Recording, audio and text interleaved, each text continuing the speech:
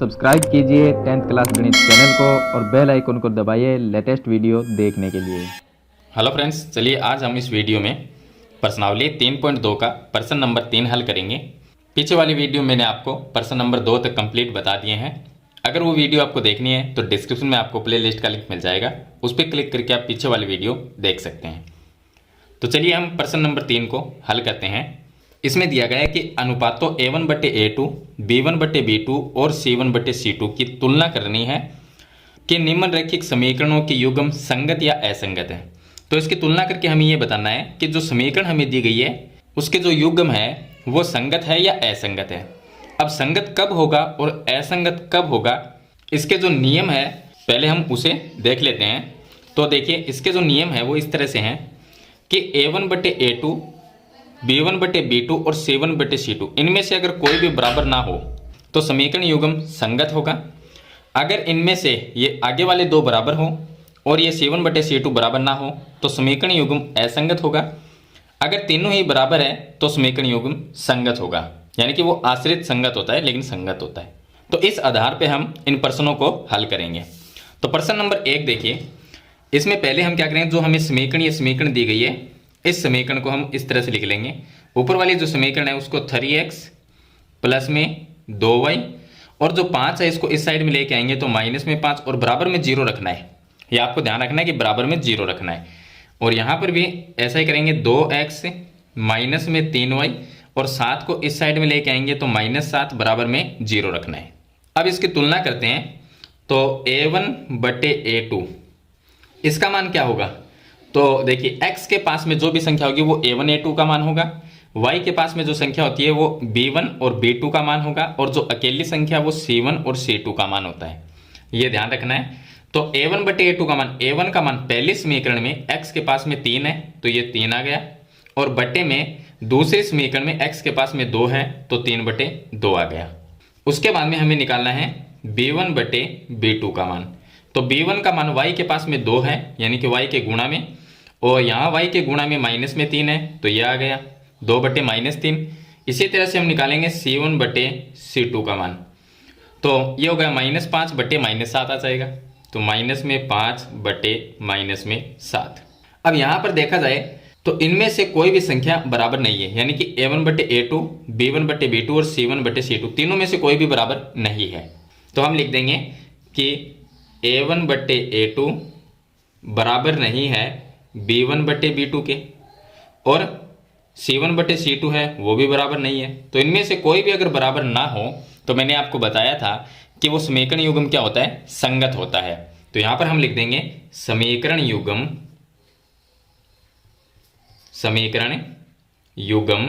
संगत है। तो ये इसका आंसर हो जाएगा। चलिए सेकंड क्वेश्चन को हल करते हैं।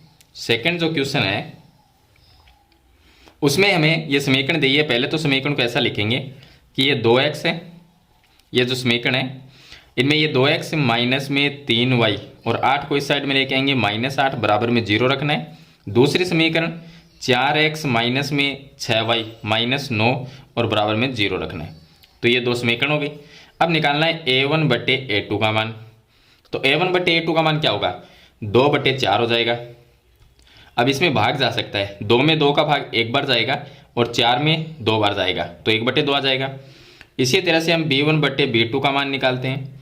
तो -3/-6 होगा, -3/-6, माइनस से माइनस कट जाएगा तो यहाँ पर 3 का भाग जा सकता है तो 1/2 आ जाएगा।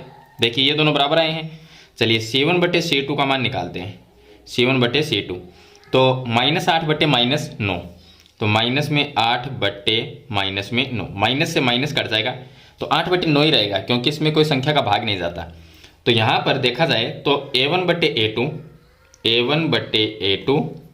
बराबर है B1/B2 के। ये दोनों तो बराबर है क्योंकि इनका मान 1/2 आया है, और जो C1/C2 है वो बराबर नहीं है।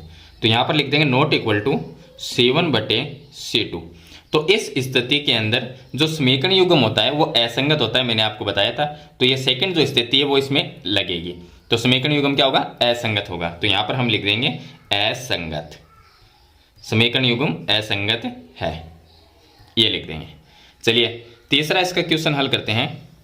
तो तीसरे क्वेश्चन में देखिए, पहले तो हम ये जो समीकरण हमें दी गई है इसके बराबर में जीरो लेके आएंगे।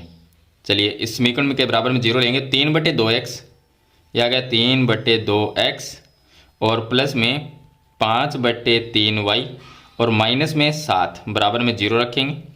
दूसरे समीकरण है 9x माइनस में 10y और माइनस में आ जाएगा 14 इज इक्वल टू 0। अब हम निकालते हैं a1/a2 का मान।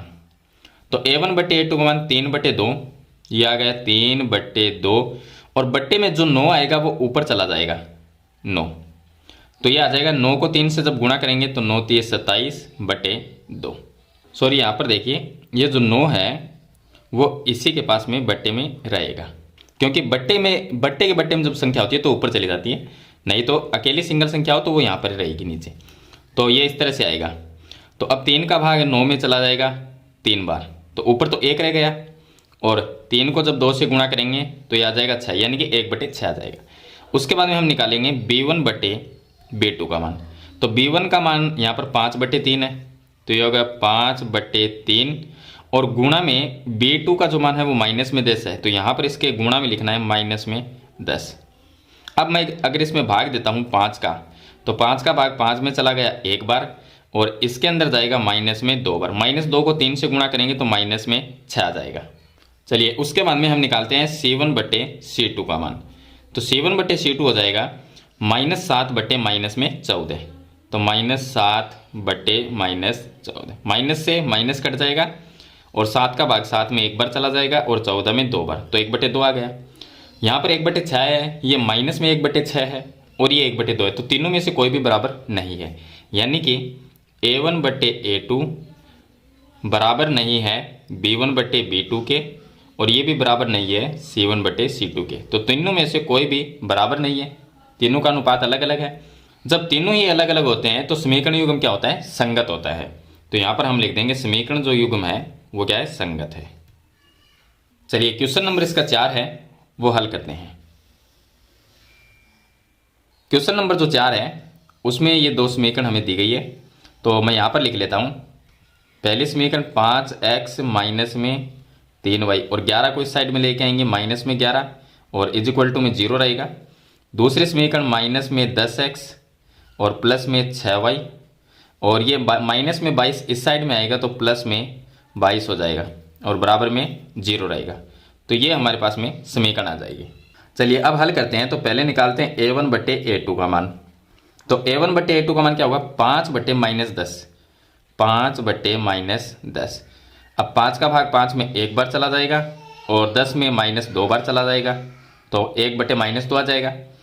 b1/b2 का मान निकालेंगे तो b1 का मान कितना है? -3, तो ये होगा -3 और b2 का मान 6 है, तो यहाँ पर भी हमारे पास में ये आ जाएगा। 3 का भाग दे सकते हैं तो माइनस में 1/2 आएगा। c1/c2 का जब मान निकालेंगे तो -11/22 है, -11/22, तो इसमें भी भाग देंगे तो माइनस में 1/2 आएगा। यहाँ पर भी -1/2 है, ये भी माइनस में 1/2 है और ये भी माइनस में 1/2 है, तो तीनों ही बराबर है। तो तीनों का अनुपात बराबर है, इसका मतलब a1/a2 बराबर में b1/b2 और बराबर हो जाएगा c1/c2 के। इस स्थिति के अंदर जो समीकरण युग्म होता है, जो हमें समीकरण दी गई है वो समीकरण क्या है? संगत है। तो यहाँ पर लिख देंगे समीकरण युग्म संगत है। चलिए अब इसका लास्ट क्वेश्चन देखिए, क्वेश्चन नंबर 5। क्वेश्चन नंबर 5 में जो समीकरण हमें दी गई है मैं यहाँ पर लिख देता हूँ 4/3 x प्लस में 2y, ये आ जाएगा और 8 को इस साइड में लेके आएंगे -8, बराबर में 0 रखना है। मैंने आपको बताया कि बराबर में 0 ही रखना है। और ये 2x है तो यहाँ पर 2x प्लस में 3y, 12 को इस साइड में लेके आएंगे -12 और बराबर में 0। अब यहाँ पर हम निकालते हैं a1/a2 का मान। तो a1/a2 का मान 4/3, ये तो आ गया 4/3 और a2 का जो मान है वो 2 है, तो यहाँ पर 2 आ जाएगा, इसके गुणा में 2 का इसमें भाग चला जाएगा 2 बार, तो ऊपर तो आ जाएगा 2 और बट्टे में रह जाएगा 3, तो 2/3 आ जाएगा। उसके बाद में हम निकालते हैं b1/b2। b1/b2 का मान निकालेंगे तो 2/3 आएगा, तो ये आ गया 2/3।